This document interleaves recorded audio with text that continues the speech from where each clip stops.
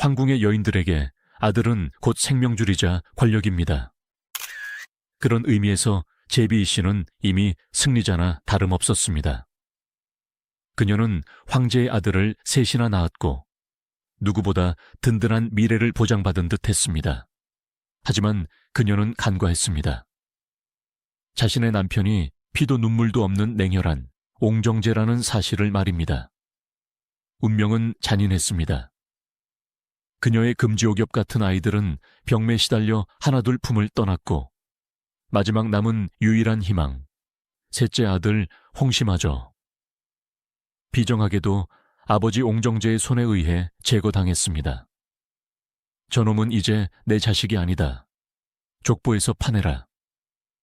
남편이 아들을 호적에서 지우고 죽음으로 내모는 그 끔찍한 순간, 어머니 제비는 비명조차 지르지 못하고 무너져 내렸습니다. 가장 많은 아들을 낳았으나 결국 단 한 명의 상주도 남기지 못한 채 쓸쓸히 떠나야 했던 여인. 도대체 무엇이 이토록 사랑받던 여인을 비극의 주인공으로 만들었을까요? 그 잔인한 운명의 시작을 이해하기 위해 시계바늘을 거꾸로 돌려보겠습니다. 강희제 시대의 중반, 황궁 밖 사왕자의 저택, 즉 잠전은 늘 긴장감이 감돌았습니다. 당시 사왕자 윤지는 냉면왕이라 불렸습니다. 부왕 강희제의 수많은 아들들이 황태자 자리를 놓고 암투를 벌이던 시절, 젊은 윤지는 철저하게 자신의 감정을 숨겼습니다. 그는 기뻐도 웃지 않았고 슬퍼도 울지 않았습니다. 오직 불경을 외고 묵묵히 업무를 처리하며 형제들의 칼날을 피하고 있었습니다. 그의 집안 분위기 또한 주인을 닮아 엄격하고 차가웠습니다. 정실 부인인 적복진 오라나라 씨는 명문가 출신답게 기품이 있었지만 몸이 약하고 성격이 지나치게 정숙하여 남편에게 따뜻한 위로가 되어주기에는 한계가 있었습니다. 윤진에게 집은 안식처가 아니라 또 하나의 전쟁터였습니다. 바로 그 숨막히는 공간에 한 줄기 봄바람처럼 등장한 여인이 있었습니다. 지부라는 평범한 관직을 지닌 이문엽의 딸, 이씨였습니다. 그녀는 만주족 귀족 출신이 아닌 한군기인 출신이었습니다. 가문의 배경으로만 따지면 윤진의 정실 부인과는 비교조차 할 수 없는 미미한 존재였습니다. 하지만 그녀에게는 명문가 교수들이 갖지 못한 것이 있었습니다. 건강한 신체, 거침없는 활달함, 그리고 남자의 마음을 무장해제시키는 생기 넘치는 애교였습니다. 역사 기록을 토대로 상상해 보십시오. 하루 종일 정치적 암투에 시달리다 돌아온 20대의 윤진.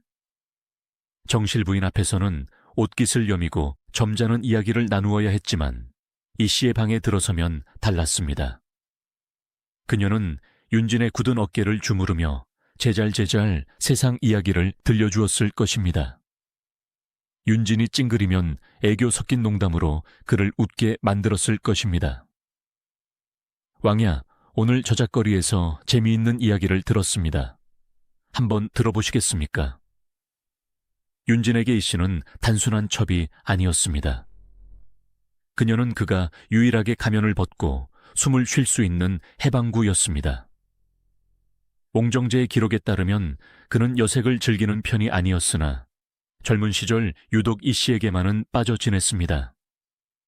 이것은 단순한 육체적인 탐닉을 넘어선 정서적인 의존이었습니다. 이 씨를 향한 윤진의 사랑은 곧바로 결과로 나타났습니다. 1695년 이 씨는 첫 딸인 황이녀를 낳습니다. 당시 윤진에게는 자식이 귀했습니다. 첫 번째 딸과 첫 번째 아들이 모두 일찍 요절했기에 이 씨가 낳은 건강한 딸은 그에게 큰 기쁨이었습니다. 하지만 이것은 시작에 불과했습니다. 불과 2년 뒤인 1697년, 그녀는 첫 아들 홍분을 낳습니다. 그리고 또 3년 뒤인 1700년, 둘째 아들 홍윤을 낳습니다. 그리고 1704년, 운명의 셋째 아들 홍씨까지. 불과 10년 사이에 3남 1녀를 연달아 출산한 것입니다. 이것이 얼마나 대단한 일인지 아십니까?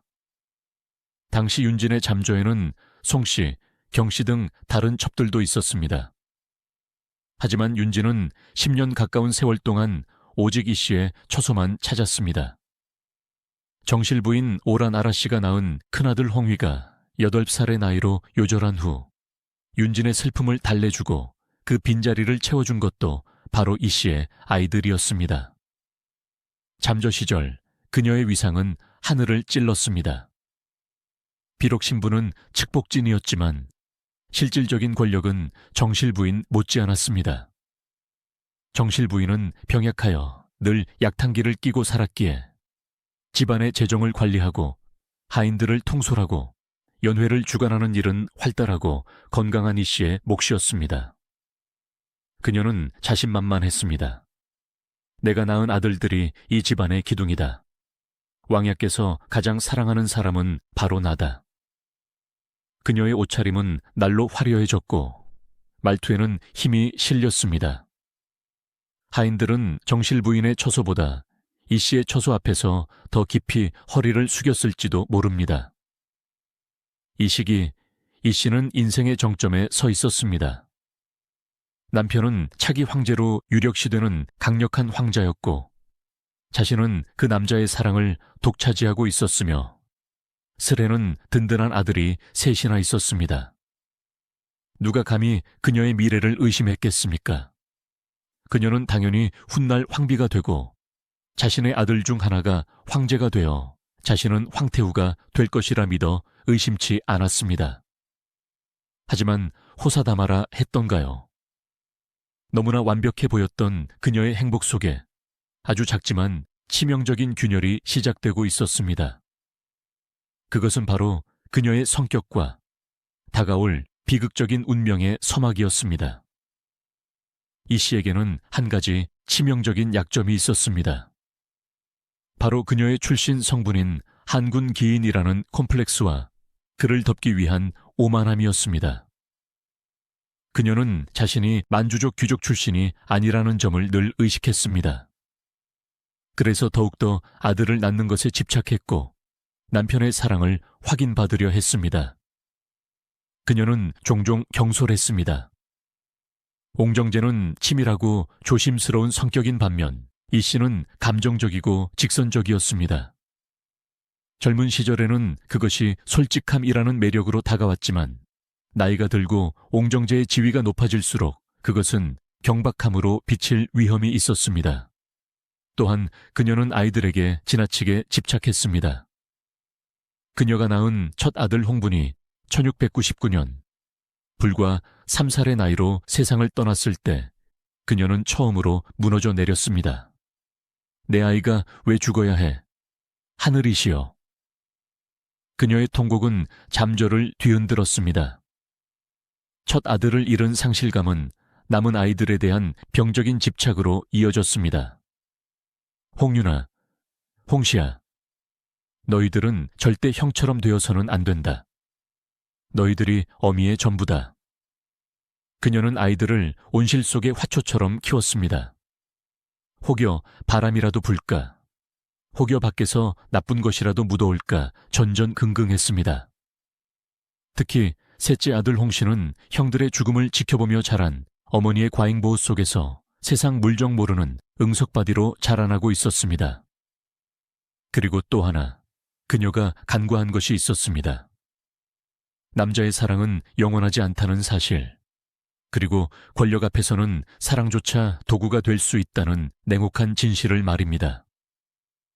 윤진은 야심가였습니다. 그는 황희 쟁탈전에서 승리하기 위해 영행류와 같은 강력한 군사력을 가진 신하가 필요했습니다. 그리고 영행교에게는 아주 아름답고 병약한 여동생이 있었습니다. 이 씨가 아이들을 키우며 정신없는 사이, 그리고 나이가 들어가며 피부의 탄력을 잃어가는 사이, 윤진의 시선은 조금씩, 아주 조금씩 밖으로 향하고 있었습니다.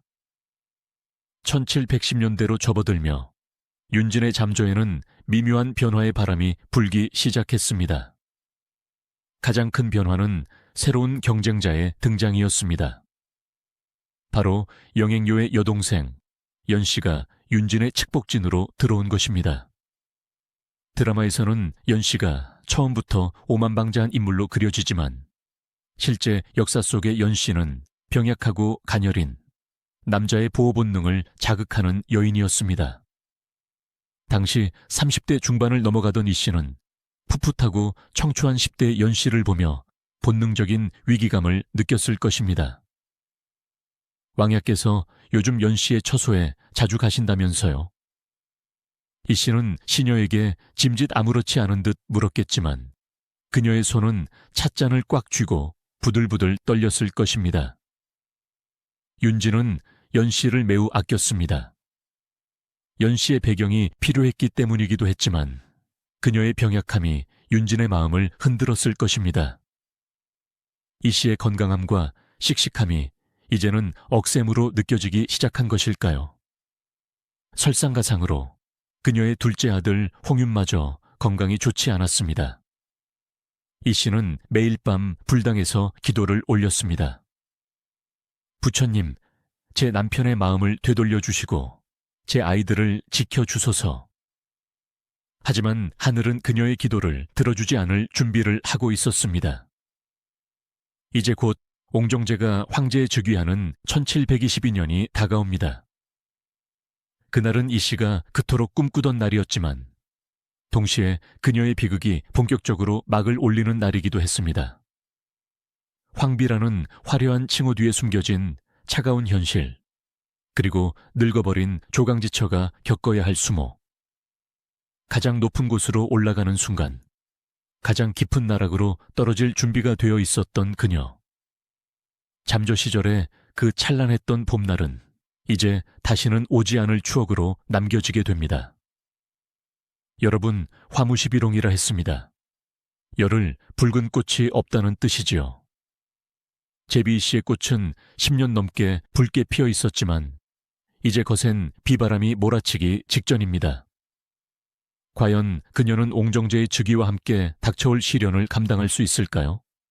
그리고 그녀의 목숨보다 소중한 아들 홍씨는 어떤 운명을 맞이하게 될까요? 1722년 12월 20일 대청제국의 태양 강희제가 69세를 일기로 세상을 떠났습니다. 그리고 오랜 인고의 세월 끝에 사왕자 윤진이 마침내 제국의 새로운 주인 옹정제로 등극합니다.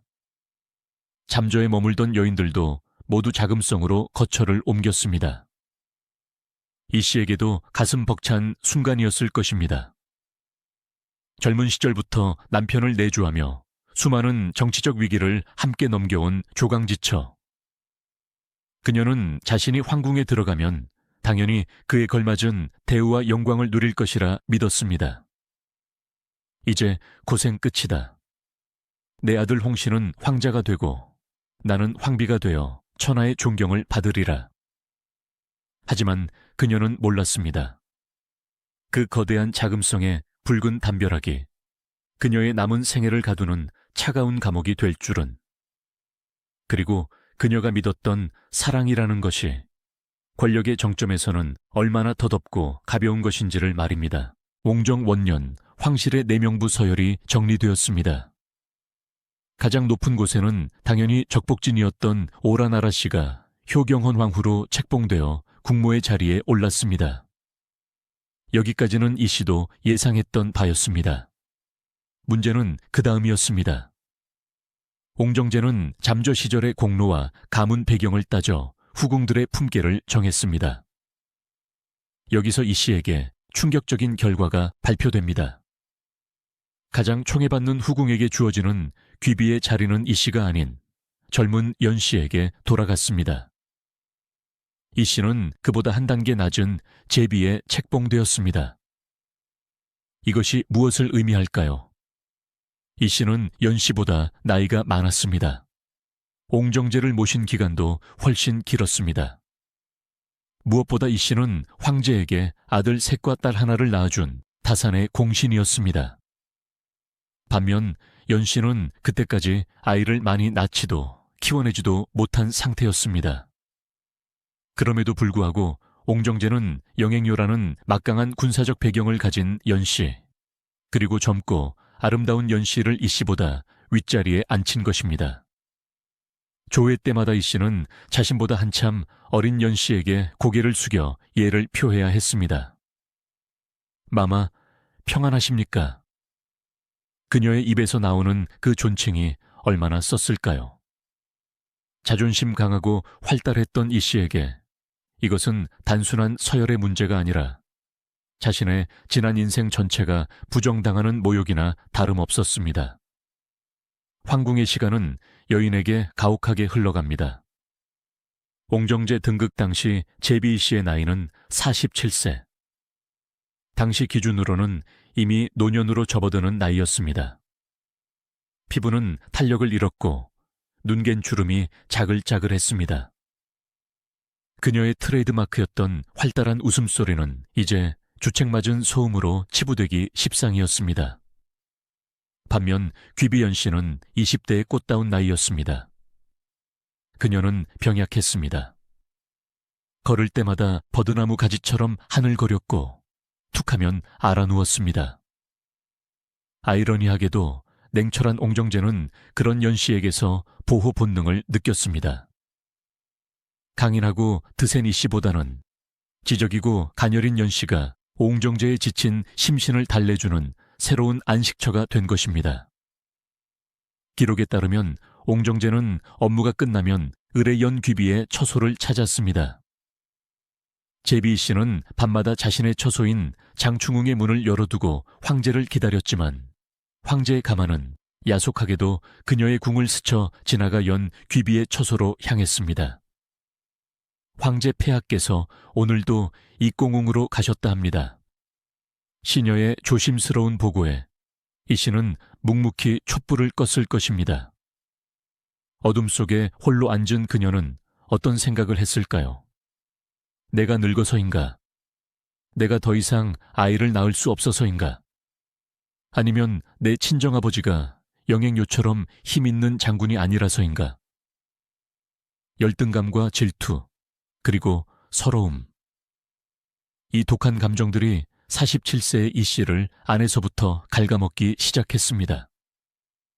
이것은 훗날 그녀가 아들 홍 씨에게 그토록 집착하고 잘못된 판단을 내리게 만드는 심리적 원인이 됩니다. 남편의 사랑이 떠나간 자리에 이 씨는 아들을 채워 넣었습니다. 그녀에게 남은 유일한 희망, 셋째 아들 홍 씨. 당시 홍 씨는 약관의 나이인 20세 전후였습니다. 훤칠하게 자란 아들은 늙어가는 어미의 유일한 자랑이었습니다. 하지만 자금성의 권력 지형도는 아들에게도 불리하게 돌아가고 있었습니다. 옹정제에게는 또 다른 아들이 있었습니다. 바로 뉴호록시 소생의 사왕자 홍력이었습니다. 홍력은 홍 씨보다 7살이 어렸지만 총명함이 남달랐습니다. 할아버지 강희제가 생전에 홍력을 무릎에 앉히고 그를 가르칠 정도로 총애했다는 사실은 공공연한 비밀이었습니다. 옹정제 역시 은연중에 홍력을 편애했습니다. 제비 씨는 본능적으로 느꼈습니다. 이대로 가다간 내 아들이 밀려난다. 장자인 내 아들이 저 어린 것에게 황태자 자리를 뺏길 수도 있다. 잠조 시절에는 그저 뛰어놀기만 하면 되었던 아이들이 이제는 황위를 놓고 경쟁하는 라이벌이 된 것입니다. 이 씨는 아들 홍 씨를 다그치기 시작했을 것입니다. 홍 씨야, 네가 더 잘해야 한다. 아바마마의 눈에 들어야 해. 너는 장자다. 이 나라의 주인은 너여야 한다. 어머니의 이런 조급증은 홍 씨에게 엄청난 압박감이 되었습니다. 아버지 옹정제는 엄격하고 무서운 군주였고 어머니는 매일같이 신세 한탄과 함께 네가 성공해야 내가 산다는 부담을 주었습니다. 숨막히는 황궁 생활, 아버지의 냉대, 어머니의 집착. 청년 홍 씨의 마음속에 서서히 어두운 반항심이 싹트기 시작한 것은 어쩌면 당연한 일이었을지도 모릅니다. 옹정제의 즉위 초반 이 씨에게 잠시나마 기쁜 일이 있었습니다. 그녀의 유일한 딸 화석회 각공주가 성인이 되어 혼례를 올린 것입니다. 옹정제는 이 딸을 매우 아꼈습니다. 보통 청나라 공주들은 정치적인 이유로 먼 몽골 초원으로 시집을 보내는 것이 관례였으나 옹정제는 이 딸만은 북경에 남겨두고 싶어 했습니다. 그래서 옹정제는 만주족 명문가인 나랍 성덕에게 공주를 시집 보내며 그녀가 황궁 가까이에서 살 수 있도록 배려했습니다. 이 씨에게도 이것은 큰 위안이었습니다. 비록 출가 외인이 되었지만 보고 싶을 때 딸을 볼 수 있다는 것은 큰 행복이었습니다. 그러나 행복은 너무나 짧았습니다. 1717년 옹정제 즉위 직전 혹은 직후 공주는 23세의 젊은 나이에 병으로 세상을 떠납니다. 내 딸아, 꽃 한번 제대로 피워보지 못하고 어찌 먼저 가느냐. 첫째 아들, 둘째 아들을 먼저 보낸 것도 모자라 이제 다 키워 시집 보낸 딸마저 잃었습니다. 이 씨의 가슴은 숫덩이가 되었습니다. 자식을 셋이나 먼저 보낸 어미. 그녀가 흘린 눈물은 장충웅의 바닥을 적시고도 남았을 것입니다. 이때 옹정제의 반응은 어땠을까요? 물론 그 역시 슬퍼했습니다. 공주에게 추존자기를 내리고 성대한 장례를 치러주었습니다. 하지만 황제에게는 국사가 우선이었고 위로해야 할 다른 여인들이 너무 많았습니다.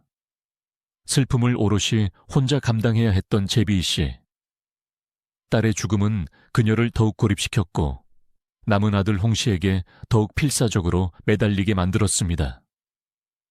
이제 너밖에 없다. 너마저 잘못되면 어미는 살 수 없다. 이 씨가 딸을 잃은 슬픔에 잠겨 있을 때 얄궂게도 연귀비의 처소인 익공웅에서는 아기 울음소리가 끊이지 않았습니다. 연귀비는 옹정제의 총애를 받으며 1721년부터 1725년 사이 무려 3남 1녀를 연달아 출산합니다. 옹정제는 연귀비가 낳은 아들을 끔찍이 아꼈습니다. 이 아이가 짐의 복덩이다. 황제는 늦둥이 아들을 보며 기뻐했고 연귀비의 지위는 날로 높아져 나중에는 황귀비에까지 이르게 됩니다. 제비이 씨는 이 광경을 지켜보며 어떤 기분이었을까요? 과거 잠조 시절 3남 1녀를 낳아 칭송받던 다산의 여왕은 자신했습니다. 그런데 이제 그 타이틀마저 연귀비에게 넘어갔습니다. 황제의 사랑도 자식 복도 권력도 모두 연귀비가 가져갔습니다. 자신은 이제 과거의 여자, 한물간 후궁일 뿐이었습니다. 폐하께서는 이제 내가 낳은 홍씨는 거들떠보지도 않으시는구나. 새로 태어난 어린 핏덩이들만 예뻐하시는구나. 피해의식은 눈덩이처럼 불어났습니다. 그리고 이 불길한 예감은 홍씨에게 전염되었습니다. 홍씨는 생각했을 것입니다. 아버지는 나를 사랑하지 않는다. 어머니는 매일 운다. 나는 이 숨막히는 황궁에서 어디에 마음을 두어야 하는가. 마음 둘 곳 없던 홍씨가 눈을 돌린 곳은 다름 아닌 아버지의 가장 큰 정적, 팔왕자 윤사였습니다. 아버지에게 인정받지 못한 아들이 아버지의 적에게서 위로를 구하려 했던 이 위험한 선택. 이것이 바로 훗날 제비이 씨를 파멸로 몰고 갈 거대한 비극의 서막이었습니다. 여러분, 화려해 보이는 자금성의 기와지붕 아래에는 이토록 처절한 인간의 고통이 숨어 있었습니다. 늙음이 죄가 되고 사랑이 식는 것이 형벌이 되는 곳. 제비이 씨는 그곳에서 시들어가는 꽃처럼 하루하루 말라가고 있었습니다. 하지만 진짜 지옥은 아직 시작되지 않았습니다. 아직 그녀에게는 아들 홍씨가 살아있었으니까요. 비록 위태로웠지만 그래도 아들이 곁에 있다는 것만으로도 그녀는 버틸 수 있었습니다. 그러나 운명의 수레바퀴는 잔인하게도 그녀의 마지막 버팀목마저 부러뜨릴 준비를 하고 있었습니다. 관심이 사라진 자리에 오해가 자라납니다. 옹정제에게 철저히 외면당한 제비 씨와 그녀의 아들 홍씨. 궁궐 사람들은 모두 사왕자 홍역 앞에 줄을 섰고 장충웅의 불빛은 날로 희미해져 갔습니다. 이 고립무원의 상황에서 젊고 혈기왕성한 홍씨는 치명적인 유혹에 빠져듭니다. 그것은 바로 아버지 옹정제가 세상에서 가장 증오하는 사람, 숙부인 팔황자 윤사와의 만남이었습니다. 아버지는 차갑고 엄격했지만 숙부는 따뜻하고 다정했습니다. 하지만 어머니 이 씨는 본능적으로 알고 있었습니다. 그 따뜻함이 실은 아들을 죽음으로 이끄는 달콤한 독이라는 사실을 말입니다. 아들을 살리기 위해 아들의 발목을 잡아야 했던 어머니, 그리고 아버지에게 인정받고 싶어 아버지의 적과 손을 잡은 아들. 파국을 향해 질주하는 모자의 슬픈 이야기가 이제 시작됩니다. 옹정제는 즉위 직후 청나라 황실의 독특한 후계자 지명 방식인 저위비건법을 도입합니다. 황태자를 미리 공표하지 않고 황제의 마음속에 정한 후계자의 이름을 적어 상제 봉인에 두는 방식이었습니다. 이 제도는 겉으로는 공정해 보였지만 홍씨에게는 잔인한 고문이었습니다. 누가 봐도 옹정제의 마음은 사왕자 홍역에게 가 있었기 때문입니다. 홍역은 문무를 겸비했고 무엇보다 옹정제가 사랑하는 할아버지 강희제의 후광을 입고 있었습니다. 반면 홍씨는 형님이었지만 늘 부족한 자식 취급을 받았습니다. 옹정제는 홍씨가 작은 실수를 해도 불같이 화를 냈지만 홍역이 실수를 하면 그럴 수도 있다며 너그럽게 넘어가곤 했습니다. 제비 씨는 아들의 무너지는 자존감을 세워주려 애썼습니다. 홍씨야, 조금만 더 참자. 네가 장자이지 않느냐. 묵묵히 효도하면 아바마마께서도 너를 다시 보실 것이다. 하지만 어머니의 위로는 홍씨에게 닿지 않았습니다. 어머니, 아바마마는 저를 아들이라 생각지 않으십니다.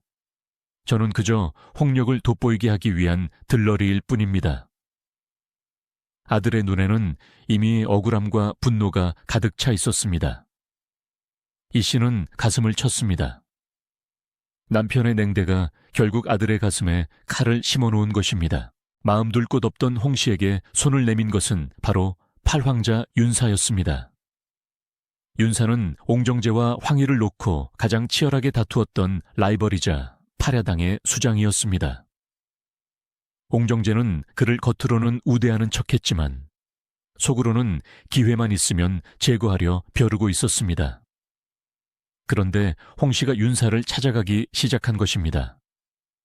윤사는 홍씨를 극진히 대접했습니다. 네가 형님에게 야단을 맞았다지? 네 잘못이 아니다.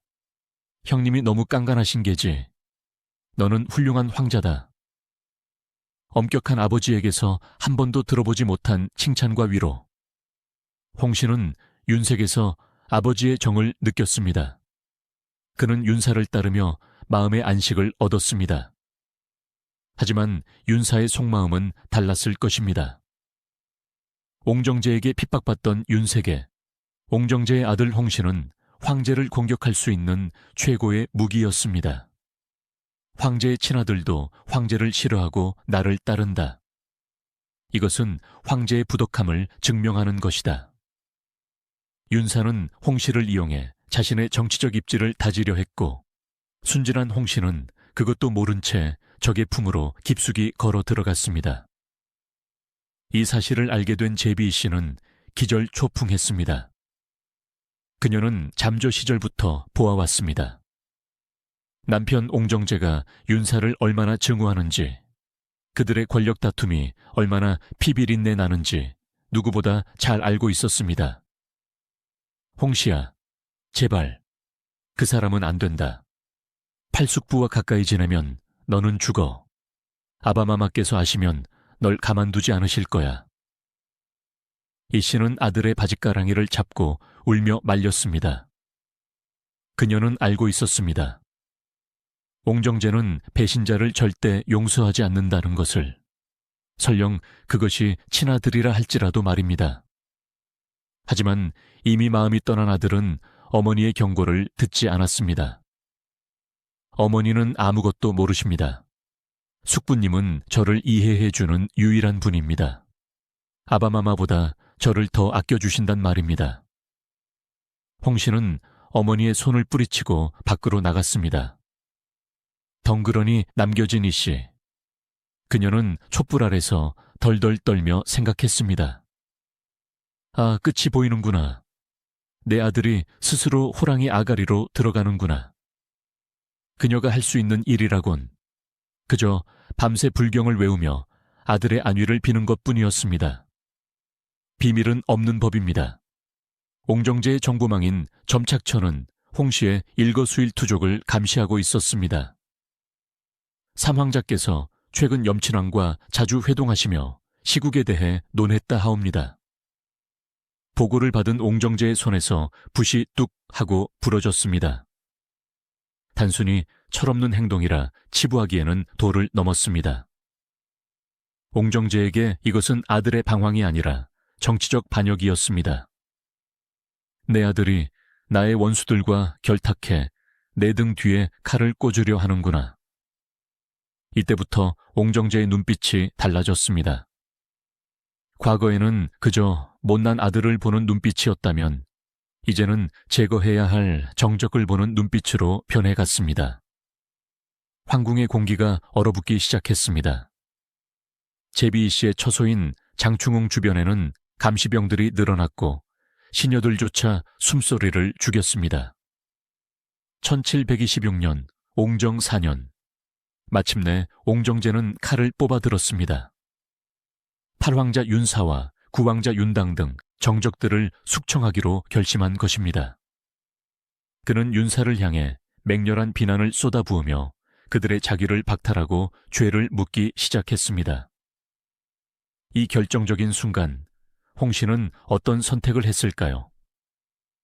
아버지가 숙부를 칠 때 아들은 납작 엎드려 아버지의 용서를 빌어야 했습니다. 그것이 살 길이었습니다. 제비 씨도 그렇게 간곡히 타일렀습니다. 하지만 홍 씨는 어리석고 또 순진했습니다. 그는 옹정제 앞에서 윤사를 변호했습니다. 아바마마, 숙부님께 너무 가혹하십니다. 골육상쟁을 멈추어 주시옵소서. 그 순간 옹정제의 이성이 끊어졌습니다. 천하의 옹정제 앞에서 감히 반역자를 옹호하다니. 그것도 내 아들이. 내 놈이 정녕 내 아들이더냐. 옹정제의 고함소리가 양심전을 뒤흔들었습니다. 이 소식을 전해 들은 제비이 씨는 그 자리에서 혼절하고 말았습니다. 끝났구나. 이제 모든 것이 끝났구나. 이제 더 이상 돌이킬 수 없습니다. 아들은 아버지의 영린을 건드렸고 아버지는 아들을 버리기로 결심했습니다. 그리고 그 사이에 낀 어머니 씨는 다가오는 거대한 파도를 맨몸으로 맞아야 했습니다. 부모와 자식의 연은 하늘이 맺어준다 하여 천륜이라 합니다. 아무리 미워도 끊을 수 없고 아무리 멀어져도 지워지지 않는 것이 핏줄입니다. 하지만 절대 권력을 쥔 황제에게는 천륜보다 더 무서운 것이 있었습니다. 바로 황권이었습니다. 자신의 권좌를 위협한다면 그것이 설령 내 피를 나눈 아들이라 할지라도 용서치 않는 비정한 아버지. 1727년 제비이 씨는 그 비정함의 끝을 보았습니다. 그녀가 평생을 바쳐 사랑했던 남편 옹정제가 그녀가 목숨보다 아끼던 아들 홍 씨에게 내린 형벌은 죽음보다 더 잔인했습니다. 너는 이제 내 아들이 아니다. 나가서 내 원수의 아들이 되어라. 아들을 적의 호적에 올려버리는 역사상 전무후무한 폐륜적인 형벌. 그날 제비이 씨의 가슴은 갈기갈기 찢어졌고 그녀의 세상은 완전히 무너져 내렸습니다. 운명의 날이 밝았습니다. 8황자 윤사를 옹호하고 아버지에게 반기를 든 홍 씨의 죄를 묻는 자리. 옹정제의 분노는 단순한 훈육 차원이 아니었습니다. 그것은 숙청이었습니다. 옹정제는 떨고 있는 아들 홍씨를 내려다보며 차가운 선고를 내립니다. 홍씨, 너는 방탕하고 교활하여 짐의 아들이 될 자격이 없다. 오늘부로 너를 황실의 족보에서 제명한다. 황실 족보에서 이름을 지운다는 것. 이것은 단순한 추방이 아니었습니다. 황족으로서의 모든 신분, 특권, 명예를 박탈하고 평민보다 못한 존재, 즉 투명 인간으로 만들겠다는 선언이었습니다. 하지만 옹정제의 형벌은 여기서 멈추지 않았습니다. 그는 한술 더 떠 듣는 이의 귀를 의심케 하는 명령을 내립니다. 너는 그토록 윤사를 따랐으니 소원대로 해주마. 가서 윤사의 양자가 되어라. 제비 씨가 이 소식을 들었을 때 그녀는 비명을 지르며 쓰러졌을 것입니다. 당시 윤사는 옹정제에 의해 악인아라는 멸칭으로 불리며 감옥에 갇혀있는 대역죄인이었습니다. 내 아들을 개돼지의 자식으로 보내다니. 이것은 아들에게 너는 죽어서도 내 조상이 있는 곳에 오지 말라는 저주나 다름없었습니다. 제비 씨는 미친 사람처럼 황제의 처소로 달려갔습니다. 과거 잠조 시절 옹정제가 가장 사랑했던 여인. 그녀의 애교 한마디면 옹정제의 굳은 표정도 풀리곤 했습니다. 그녀는 마지막으로 그 옛 정에 호소하려 했습니다. 폐하, 홍씨가 철이 없어 그렇습니다. 한 번만 용서해 주십시오. 제 배를 갈라서라도 다시 가르치겠습니다. 제발 족보에서 파내는 것만은 거두어 주십시오. 이 씨는 차가운 돌바닥에 머리를 찌르며 읍소했습니다. 이마에서 피가 흘러 빗물과 섞였습니다. 하지만 굳게 닫힌 문은 열리지 않았습니다. 안에서는 옹정제의 차가운 전원만이 들려왔습니다. 돌려보내라. 죄인의 어미가 와서 소란을 피우다니 그 어미의 그 자식이로다. 그 한마디에 이 씨는 무너졌습니다. 남편에게 그녀는 더 이상 사랑하는 아내가 아니었습니다. 그저 역적을 낳은 죄인일 뿐이었습니다. 한때 옹정제의 품에 안겨 미래를 꿈꾸던 그 화려했던 시절은 이제 날카로운 비수가 되어 그녀의 심장을 찔렀습니다.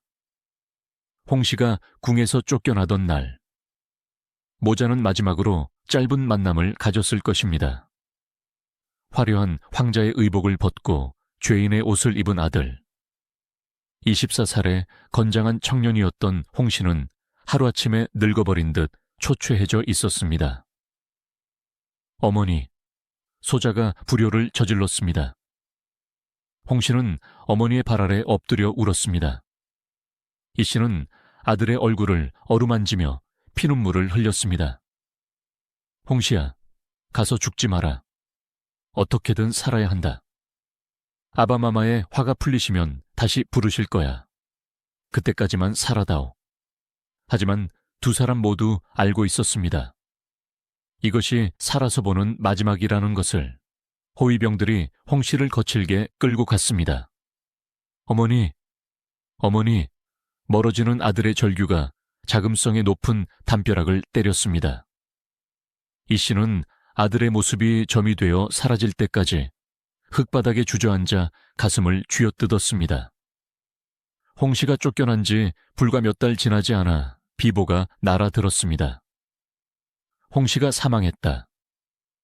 정세는 병사라고 기록되어 있지만 당시의 상황을 아는 모든 이들은 의심했습니다.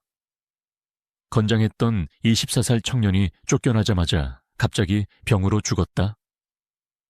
야사에서는 옹정제가 은밀히 독주를 내려 자결을 강요했다거나 혹은 홍씨가 억울함과 공포를 이기지 못하고 식음을 전폐하다 굶어 죽었다고 전합니다. 어느 쪽이든 진실은 하나였습니다. 아버지가 아들을 죽음으로 몰아넣었다는 것. 제비 씨는 아들의 시신조차 마음껏 안아볼 수 없었습니다. 아들은 황족이 아니라 죄인의 신분으로 죽었기 때문입니다. 장례조차 제대로 치를 수 없었고 황실 묘역에 묻히지도 못했습니다. 이 씨는 장충웅 구석방에 틀어박혀 소리 없는 비명을 질렀습니다. 내가 널 죽였다. 내가 널 낳지 말았어야 했다. 황가의 자식으로 태어나게 한 내 죄다. 그녀는 첫째 아들, 둘째 아들, 외동딸, 그리고 마지막 남은 막내 아들까지 모두 잃었습니다. 4명의 아이를 낳았으나 그녀의 곁에는 아무도 남지 않았습니다.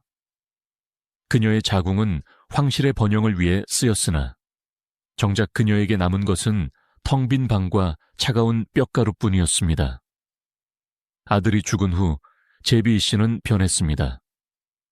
더 이상 황제의 총애를 갈구하지 않았습니다.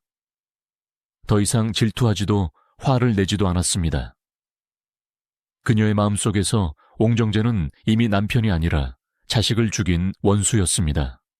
하지만 그녀는 힘이 없었습니다. 복수할 방법도 없었습니다. 그녀가 할 수 있는 유일한 복수는 철저한 침묵과 단절이었습니다. 그녀는 옹정제가 주최하는 연회에도 핑계를 대고 나가지 않았습니다. 옹정제가 혹시라도 처소 근처를 지나가면 문을 걸어 잠갔습니다. 내 눈에 흙이 들어가기 전에는 다시는 저 비정한 사내를 보지 않으리라.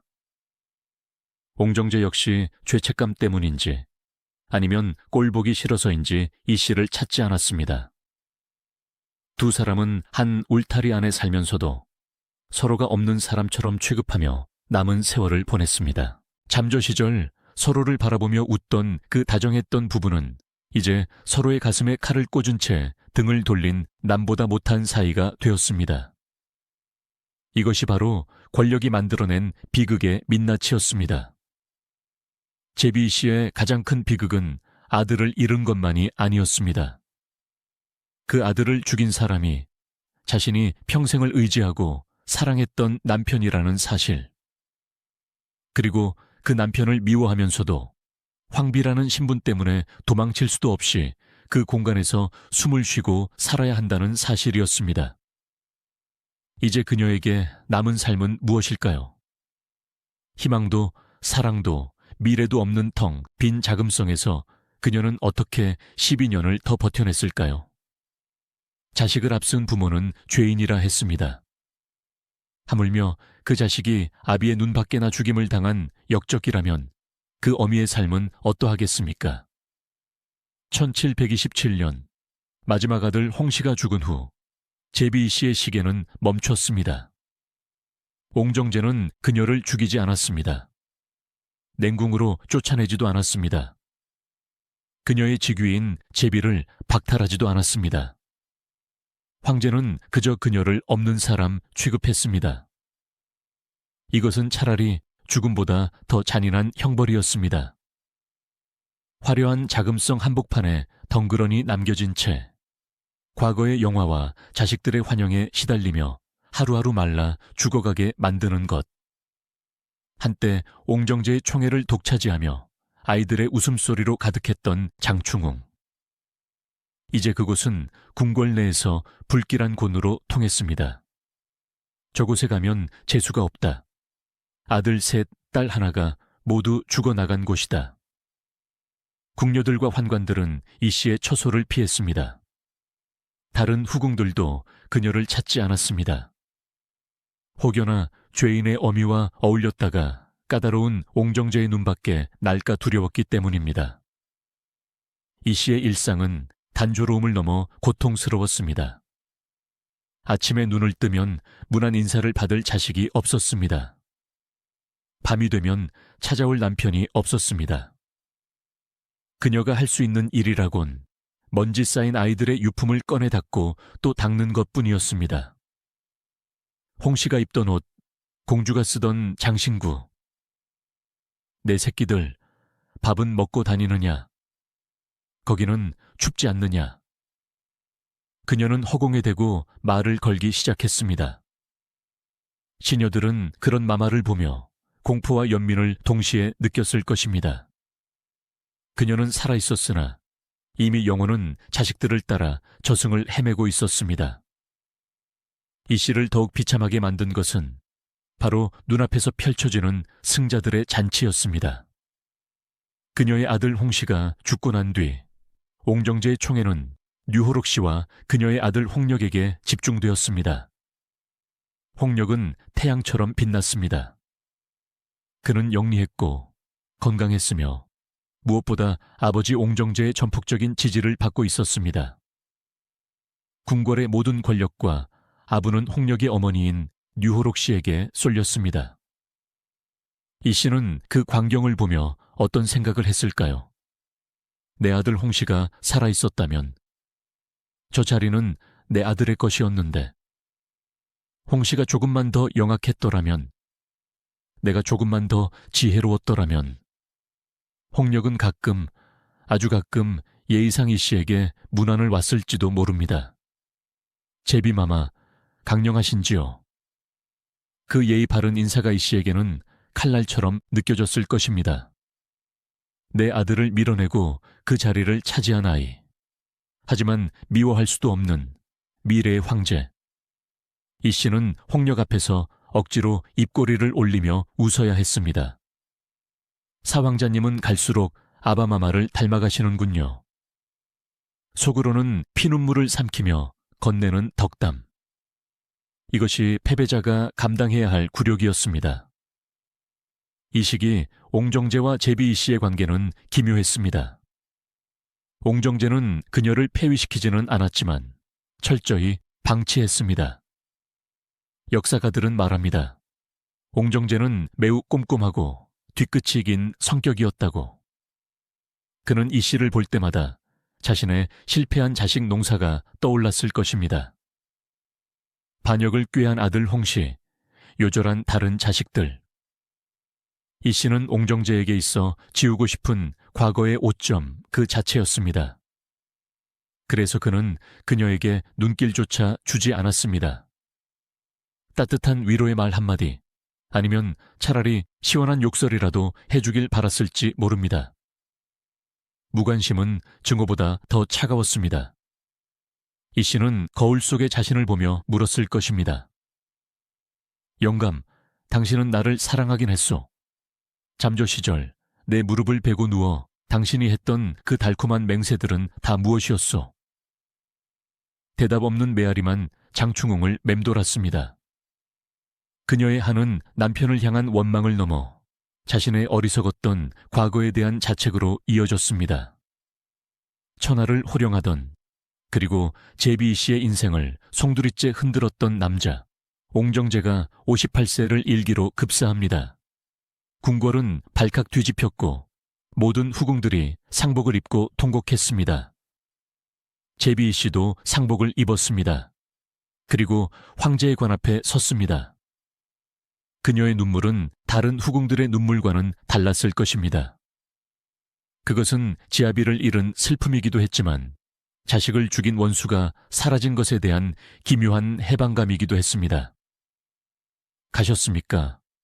정말 가버리셨습니까? 당신이 저승에 가면 우리 홍씨를 만날 텐데 그때는 아들에게 미안하다고 해주실 겁니까? 옹정제의 죽음으로 그녀의 지옥 같았던 남편과의 전쟁은 끝이 났습니다. 하지만 그것은 또 다른 비극의 시작이기도 했습니다.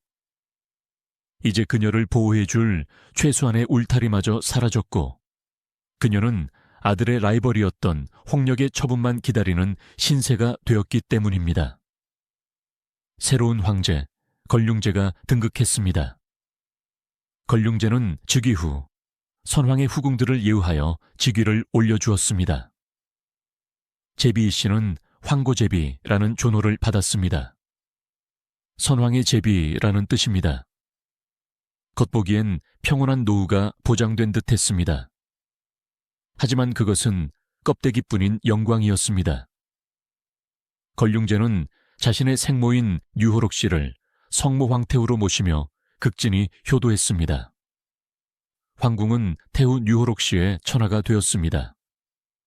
이 씨는 태후가 된 류호록 씨를 올려다보아야 했습니다. 잠조 시절 자신보다 신분이 낮거나 존재감이 없었던 여인이 이제는 자신을 굽어보는 위치에 선 것입니다. 인생 무상이로구나. 이 씨는 더 이상 욕심내지 않았습니다. 그녀에게 남은 소원은 단 하나. 죽어서라도 내 아이들 곁으로 가는 것. 그녀는 조용히 죽음을 준비하기 시작했습니다. 남편의 죽음을 목도하고 아들의 경쟁자가 황제가 되는 것을 지켜봐야 했던 그녀의 심정. 그것은 살아도 산 것이 아닌 숨 쉬는 시체와 다를 바 없었습니다. 화려했던 꽃이 지고 앙상한 가지만 남은 제비 씨.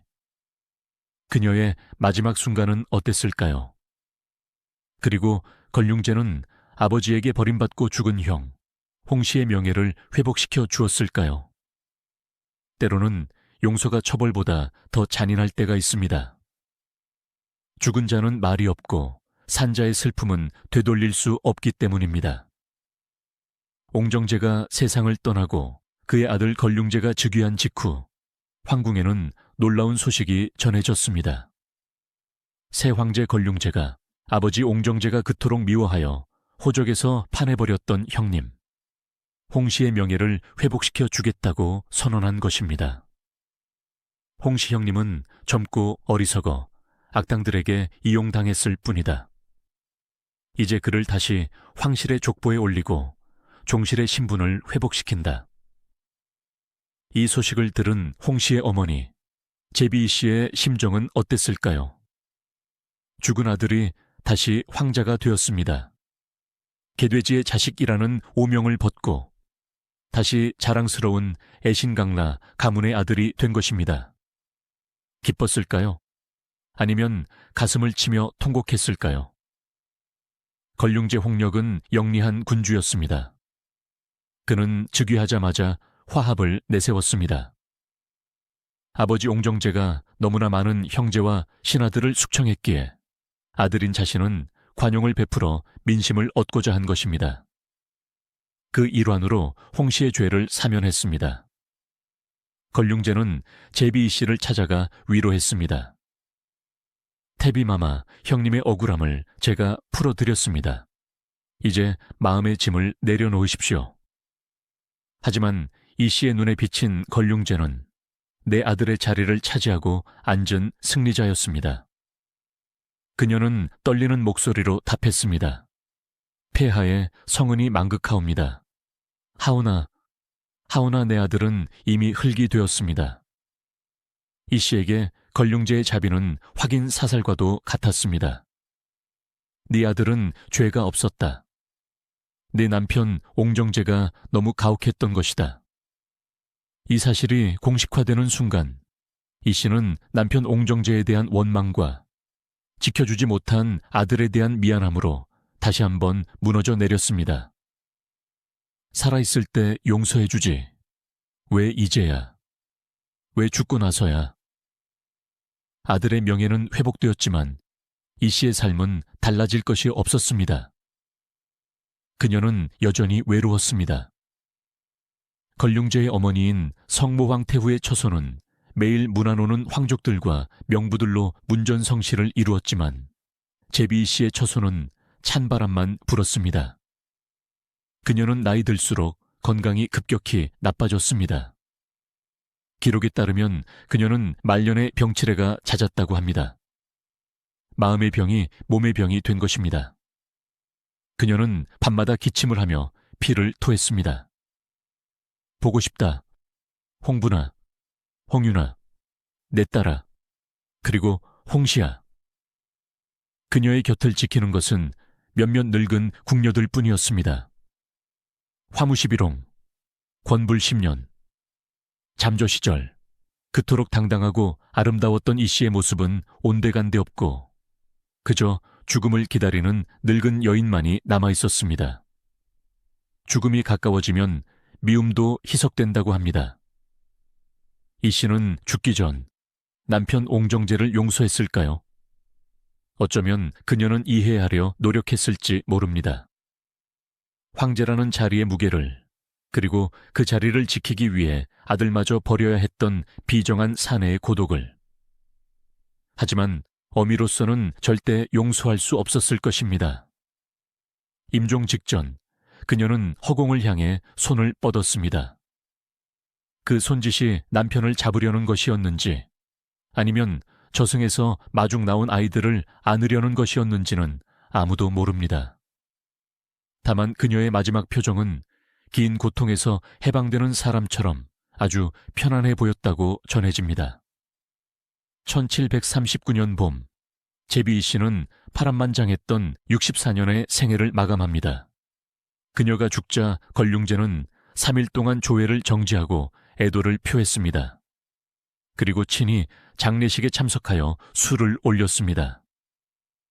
이것은 제비이 씨 개인에 대한 존경이라기보다는 선왕의 후궁에 대한 예우였습니다. 그녀의 시신은 화려한 관에 담겨 출상했습니다. 하지만 그녀가 그토록 사랑했던 4명의 자식들은 아무도 상주 노릇을 할 수 없었습니다. 모두 그녀보다 먼저 떠났기 때문입니다. 대신 걸륭제의 동생인 5 황자 홍주가 상주 역할을 대신했습니다. 남의 아들이 들어주는 상여를 타고 그녀는 영원히 자금성을 떠났습니다. 살아서는 나갈 수 없었던 그 붉은 담벼락을 죽어서야 비로소 넘게 된 것입니다. 그녀는 옹정제의 묘역인 태릉의 비원에 묻혔습니다. 재미있는 사실은 그녀의 묘가 옹정제의 묘 바로 옆이 아니라 조금 떨어진 곳에 다른 후궁들과 함께 있다는 점입니다. 죽어서도 남편의 바로 옆자리는 황후들의 차지였습니다. 하지만 그녀는 외롭지 않을 것입니다. 비록 무덤은 떨어져 있어도 저승에서는 그토록 보고 싶었던 아이들을 만났을 테니까요. 3살에 죽은 홍분, 11살에 죽은 홍윤, 23살에 죽은 공주, 그리고 24살에 억울하게 죽은 홍씨까지. 이제 그녀는 더 이상 황제의 여인도 죄인의 어미도 아닙니다. 그저 네 아이를 품에 안고 활짝 웃는 평범하고 행복한 어머니로 돌아갔을 것입니다. 여러분, 제비이 씨의 삶은 우리에게 묻습니다. 권력이란 무엇인가? 사랑이란 무엇인가? 가장 높은 곳에 오르기 위해 발버둥 쳤으나 결국 가장 소중한 것을 모두 잃고 내려온 여인. 그녀의 인생은 화려한 패배였습니다. 하지만 역사는 승자의 기록이기에 그녀를 패배자라 부를지 몰라도 한 인간으로서 그녀가 겪어낸 고통의 무게는 그 어떤 승리보다 무겁고 진실합니다. 잠조 시절에 찬란했던 봄날부터 자식을 모두 잃고 홀로 남겨진 혹독한 겨울까지 그녀의 인생은 마치 한편의 비극적인 오페라와도 같았습니다. 가장 높은 곳까지 올라갔기에 떨어질 때의 충격은 더욱 컸고 가장 많은 것을 가졌기에 잃었을 때의 상실감은 더욱 처참했습니다. 이제 이 긴 이야기를 마무리하며 우리는 질문을 던져야 합니다. 왜 우리는 지금 이 패배한 여인의 삶을 기억해야 하는가? 드라마 속 우스꽝스러운 조연이 아닌 역사 속 실존 인물 제비이 씨가 오늘날 우리에게 던지는 메시지는 과연 무엇인가? 많은 분들이 제비이 씨를 드라마 속의 캐릭터로 기억하실 겁니다. 드라마 속의 그녀는 삼황자 홍씨를 황제로 만들기 위해 동분서주하지만 지혜가 부족해 늘 주인공에게 당하거나 이용만 당하는 악역 조연에 불과합니다. 시청자들은 그녀의 어리석음을 비웃곤 했죠. 하지만 실제 역사는 드라마보다 훨씬 더 무겁고 슬픕니다. 그녀는 단순히 어리석은 여자가 아니었습니다. 그녀는 옹정제가 가장 힘들었던 시기, 무려 20년 가까이 그의 곁을 지키며 가장 많은 자식을 낳아준 반려자였습니다. 옹정제가 황제가 되기 전 그의 가정을 실질적으로 지탱했던 것은 병약한 정실 부인이 아니라 건강하고 활달했던 이 씨였습니다. 그녀의 실수는 단 하나, 권력의 생리를 읽지 못한 것이었습니다. 남편이 황제가 되자 그가 더 이상 내 남편이 아닌 천하의 주인이 되었다는 사실을 받아들이지 못했습니다. 과거의 정에 매달리고 아들을 통해 옛 영광을 되찾으려 했던 그녀의 몸부림은 탐욕이 아니라 변해버린 세상에서 살아남으려는 본능이었을지도 모릅니다. 우리는 이제 그녀를 멍청한 악역이라는 프레임에서 해방시켜 주어야 합니다. 그녀는 그저 시대의 거센 파도 앞에서 자식을 지키려다 부서져 버린 우리와 똑같은 나약한 인간이었을 뿐입니다. 제비 씨의 삶을 한 단어로 요약하면 상실입니다. 그녀의 인생 장부는 철저한 적자였습니다. 젊음을 바쳤으나 색수의 일을 겪었고 자궁을 빌려주어 황실의 대를 이었으나 정작 그녀의 곁에 남은 자식은 하나도 없었습니다. 아들을 위해 모든 것을 걸었으나 그 아들은 남편의 손에 죽었습니다. 승리자인 걸륭제의 어머니 유호록 씨가 최후의 황태후로서 부귀영화를 누린 것과 비교하면 이 씨의 삶은 너무나 허무합니다. 이것은 황궁이라는 곳이 얼마나 비정한 곳인지를 보여주는 가장 확실한 증거입니다. 아무리 노력하고 헌신해도 권력의 눈밖에 나거나 운이 따르지 않으면 철저히 짓밟히는 곳. 제비 씨는 그 잔혹한 시스템의 가장 큰 피해자였습니다. 그녀의 비극은 그녀 개인의 잘못이라기보다는 일부 다처제와 황위 계승 전쟁이라는 구조적인 모순이 낳은 결과물입니다. 300년이 지난 지금 제비 씨의 삶은 현대인들에게도 묵직한 질문을 던집니다. 우리는 무엇을 위해 그토록 치열하게 경쟁합니까?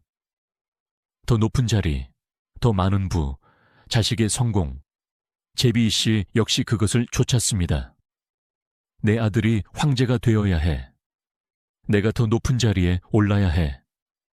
하지만 그 끝은 무엇이었습니까? 그녀가 움켜쥐려 했던 모래알 같은 권력은 손가락 사이로 다 빠져나가고 결국 남은 것은 고독한 죽음뿐이었습니다. 만약 그녀가 황비가 되지 않고 평범한 아낙네로 살았다면 어땠을까요? 비단옷은 입지 못했겠지만 아들 홍씨와 함께 따뜻한 밥 한 끼를 나누며 늙어갈 수 있지 않았을까요? 제비 씨의 삶은 우리에게 평범한 행복의 가치를 역설적으로 보여줍니다. 가족이 함께 둘러앉아 웃을 수 있는 저녁 식탁, 건강하게 살아있는 자식들의 안부. 그것이 황비의 칭호보다, 황제의 총애보다 훨씬 더 소중하다는 것을 그녀의 피눈물이 증명하고 있습니다. 1739년 4월, 차가운 자금성의 방에서 그녀의 숨이 멎던 순간, 그녀를 마중 나온 것은 무심한 남편 옹정제가 아니었습니다. 저 멀리서 먼저 떠난 홍분, 홍윤, 회각공주, 그리고 억울하게 죽은 막내 홍씨가 달려옵니다. 어머니, 늙고 병든 육신을 벗어던지고 어느새 잠저 시절의 고운 모습으로 돌아간 그녀가 활짝 팔을 벌립니다. 그래, 내 새끼들. 이제 황궁도 권력도 없는 곳에서 우리끼리만 행복하자. 역사는 그녀를 패배자라 기록할지라도 우리는 그녀를 마지막 순간까지 자식을 그리워한 어머니로 기억하겠습니다. 부디 그곳에서는 옹정제의 후궁이 아닌 아이들의 다정한 엄마로 평안히 잠드소서.